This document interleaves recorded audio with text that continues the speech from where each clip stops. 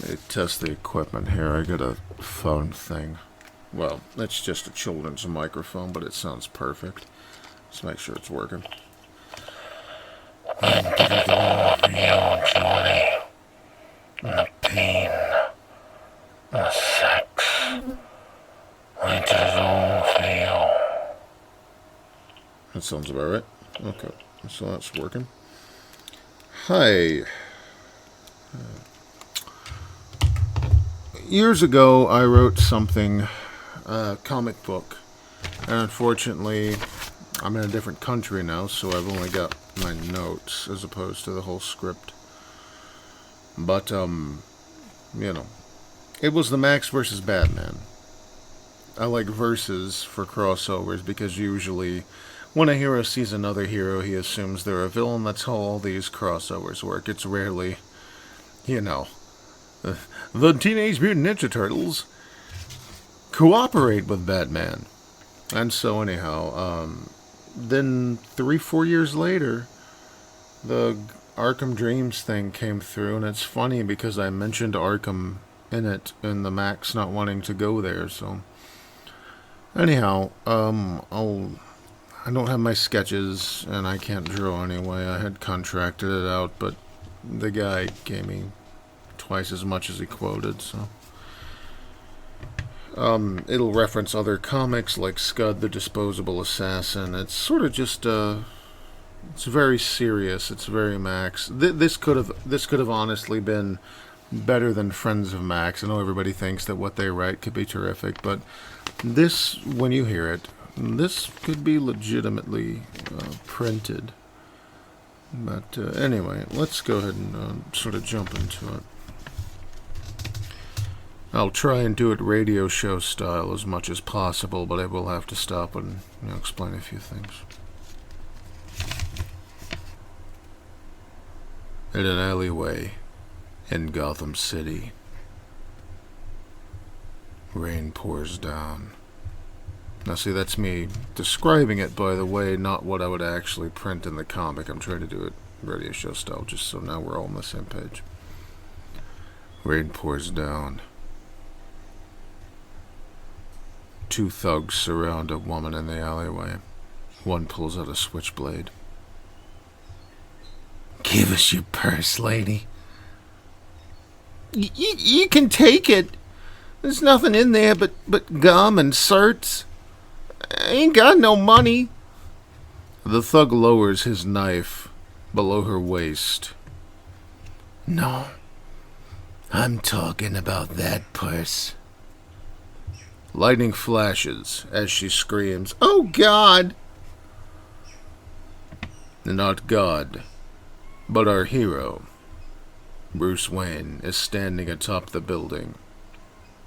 He jumps down. Lots of punching noises there, like black. The panel would be black, there'd be a lot of punching noises, but it all happens before Bruce lands.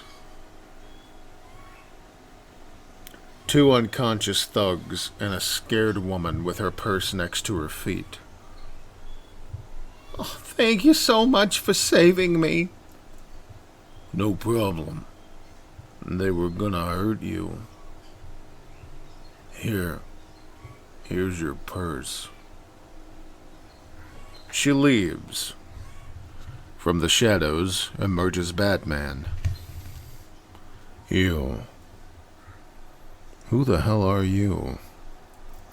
"Me? I'm nobody. Nobody at all. But I'm tired. I'm gonna go home." Bruce follows him to find out that home is a cardboard box he has set up further down the alleyway. Bruce goes back to Wayne Manor.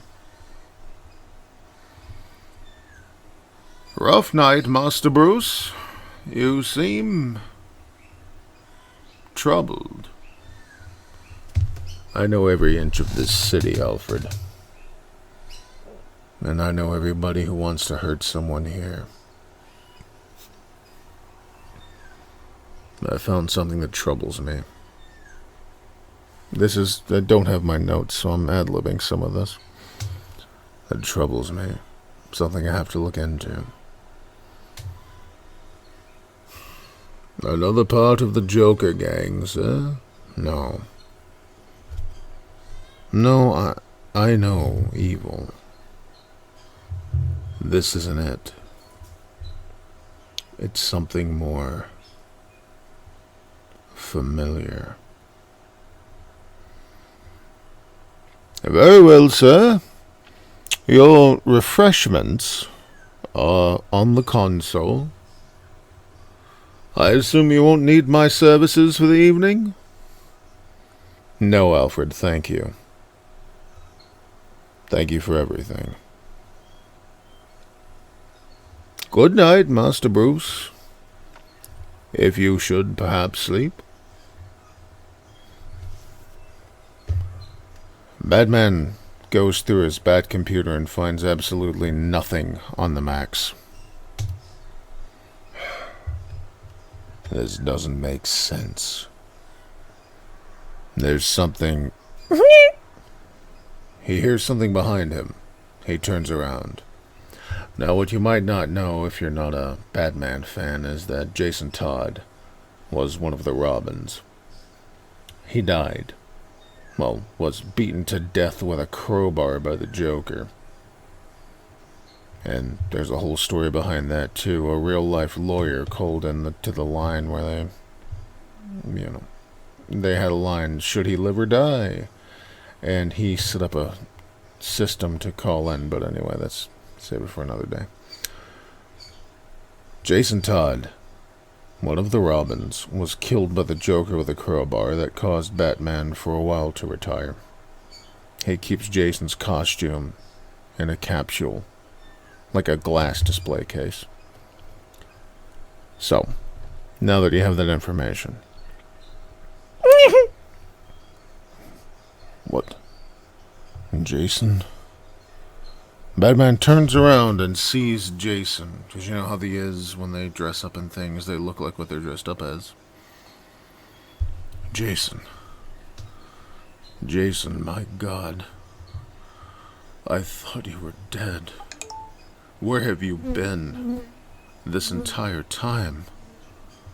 He goes to embrace Jason, and Jason sinks his teeth into Batman's shoulder.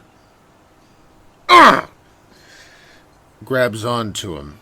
You're not Jason. What the hell are you? He begins to knock him around, but being as squishy as they are, he turns into black pudding pretty quickly. You! Once the is dead, Batman can see that it's a puddle of black oil, essentially, and the costume. What? What the hell is this? What that is, my friend, is my property. And you owe me a great debt for destroying it. The panel would have a bunch of eyes, white eyes in the darkness behind Batman. End of issue 1. Issue 2 would start with Mr. Gone standing up, hand glowing green. And who exactly are you? Artemis P. Gunn. Warlock extraordinaire, sorcerer, however you want to say it, but I know who you are. Bruce. Batman looks a little surprised and then squints back into his little Batman squint. Yes, Bruce Wayne. Very sad what happened to your family. What are you here for? The Purple Freak. He has something I need. I do believe that you've seen him. Where is he? I don't know. Somewhere in an alleyway. Yes, of course. You painful types would absolutely keep together, wouldn't you? What do you mean? Do I have to do this every time I try to find him? He shoots a beam of green energy, you know, that sorcery stuff he does, into Batman. Batman jumps out of the way. Really? Magic? That's your ace in the hole? I'm not Clark Kent. I have no idea what that means, but in about 3 seconds you won't have any ideas again. They just jump him. He easily knocks them out. And batarangs, I got like stuff drawn, batarangs, and there's a whole like fight sequence that takes 2 pages. And then after all the is are dead, he knocks down Mr. Gunn and holds him by the throat. Oh, God damn it! Do I keep have to do this? I'm sorry. Do I keep having to do this? He pulls out a German Luger. I really should have paid more attention when I was learning how to be a magician, he says to himself. He pulls the trigger. Batman's knocked back. Gon goes to Batman's computer to see if he can find any information. There is none. That's almost like a pun, isn't it? There is none, but there is none. He leaves. Bruce gets up. After, say, an hour of being unconscious, takes off the front plate, you know, the Batman symbol on his chest. For those of you who don't know, that's got a Kevlar lining behind it. He can't move quickly without having that in his suit. He can't move quickly if his whole suit is armored. That's why he's got a big yellow symbol on his chest, so that, when he's in the darkness, is where people will aim if they're firing. That's the only place he's protected. Anyhow, that's where Gon's shot.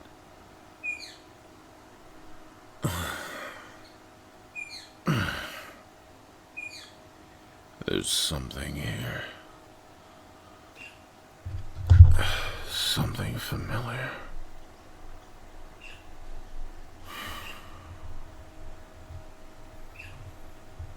We cut to Mr. Gon going to different characters. Here's where a lot of references come in. Look. You see only Mr. Gon. Look. I need someone taken care of. Someone that I can take care of myself. Do you understand? I am happy to pay a price. Edie 209 slinks down.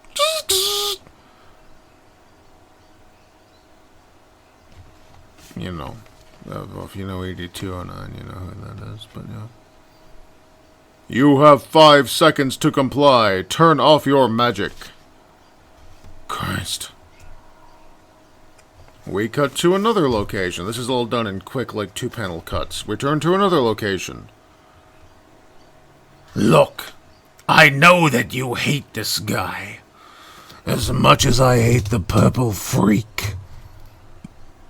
So I'll free you if you will help me.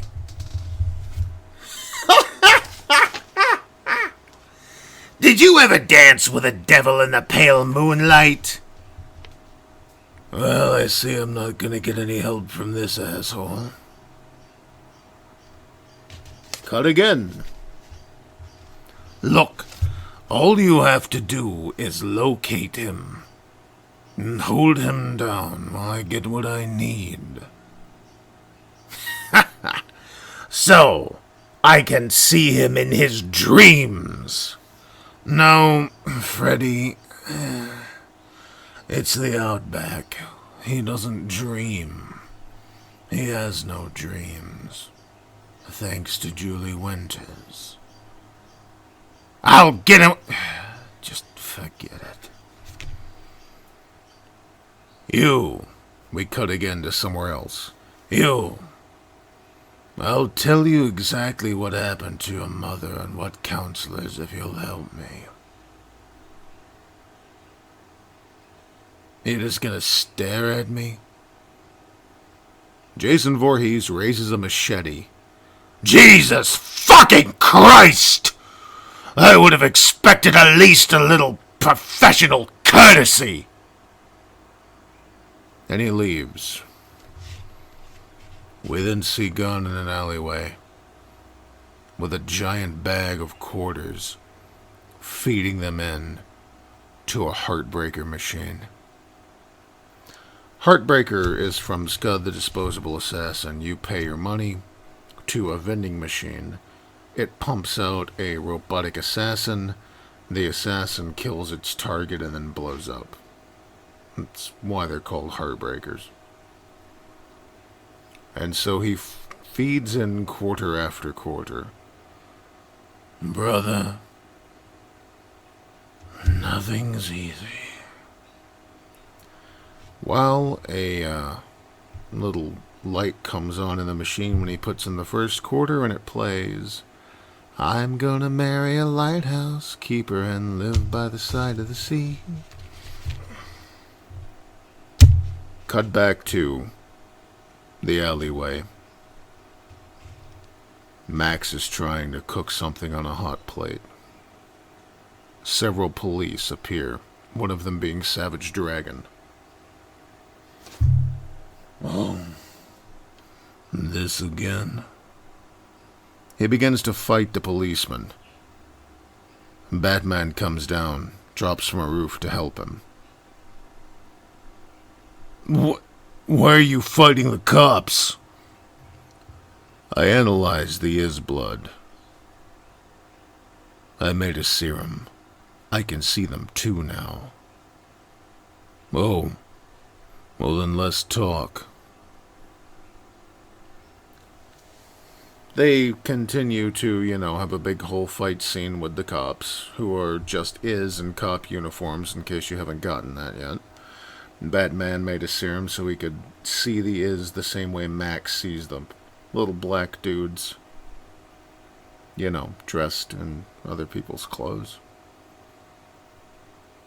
They fight, they finish it off.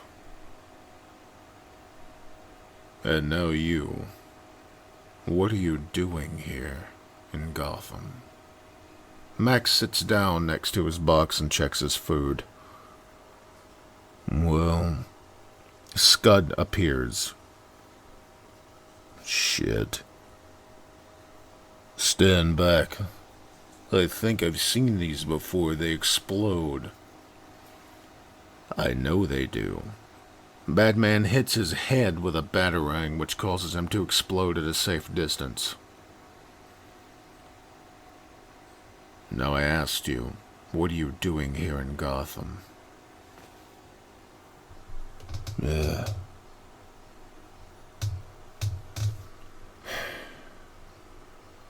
And why did you attack those men? Look, I don't want to hurt people. But until people stop hurting each other, I can't stop. You wouldn't understand this. Batman standing behind him is shown in a panel. The lightning flashes, lighting up Batman's costume. But I lost someone. Someone who meant a lot to me. And so, until I find her, I have to do this. I don't know if my wandering is trying to find her, or maybe it's trying to get away from myself. But it doesn't matter. And this is what I have to do. The lightning flashes again, showing Batman behind him. I've seen what you do to people like me. You put them in that place on the hill. I don't want to go there. I've never hurt anybody. I just get in the way of the punch. The lightning flashes again and Batman is gone. But Maxx is not looking at him. You want some toast?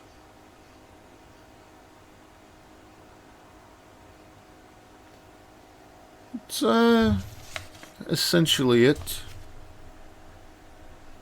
At the end, gone as, Christ! He's mad that he hired a scud and didn't get it. Or it didn't work. And then, he figures he'll catch Maxx at the next place he wanders to. And then, at the end of it, Maxx gets all of his stuff together. This is the last solid bit of it that I have here. The Maxx gets all of his stuff together, puts on his green coat and his hat, has a little bag, and he starts walking away the night after. And he doesn't see, he's just walking. He doesn't see Bruce drop down, but he can tell. He looks behind his shoulder. So you gonna take me in or what? Actually, no. I thought I would ask you to stay. Gotham needs someone like you. There's not enough of us around. Well, that's the first compliment I've got in ages. But I gotta keep moving. I think you understand. I've seen a lot of animals in the outback, but I've never seen a similar animal on Earth. You know what I mean. If I come back this way, I'll stop in to say hello. You ever watch Cheers? Maxx walks away, and that would be the end of it. I planned for it to be a 2-issue, regular size issue comic book. I very much doubt anyone's listened to the end here. But if anyone makes it all the way to the end,